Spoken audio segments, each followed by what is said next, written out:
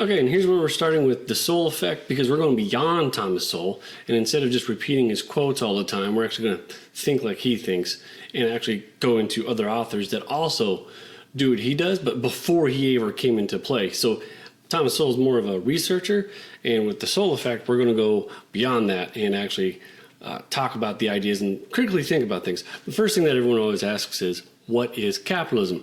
And there's a few things that you got to start with. The non-aggression principle, which libertarians touch, and the first one, so it means physical harm. 2 levels, foreign and domestic. I kind of ripped that off the military swearing in, foreign and domestic.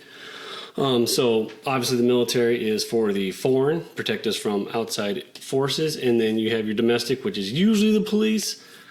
I'm going to get into that in a different thing because I think Murray Rothbard has a much better take on how to do the police. I actually also have a lot of comments on the domestic side on what is actually our interest and why we should be maybe not so aggressive on the foreign front.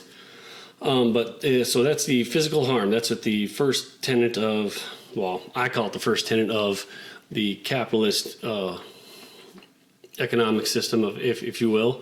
And then the second is in going into contract law. So contract law meaning, hey, I said I will fix your roof for this price and you will do that. That is government's job. So government job is to make sure that you are not a liar and you're not a cheat. So if you say I'm going to do this for this, that both parties uphold their end of the bargain or the deal.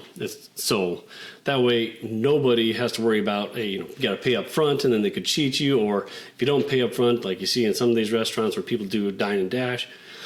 So you actually get recompensated for any damages that are incurred. And then the third one is private property. So private property is anything you owned up into including yourself. Walter Williams touches this. Murray Rothbard goes on this. Ayn Rand also really dives heavily into that one in private property of owning yourself. But also what you produce, if you have a TV, a house, a car, even a stick of gum, these are your private property, and the government's job is to protect that private property from being destroyed, stolen, anything by another person who's going to aggress you. So people have a little issues with the private property. In later videos, I will go into how private property really plays a key part in capitalism. And so there's the three real basic ones there.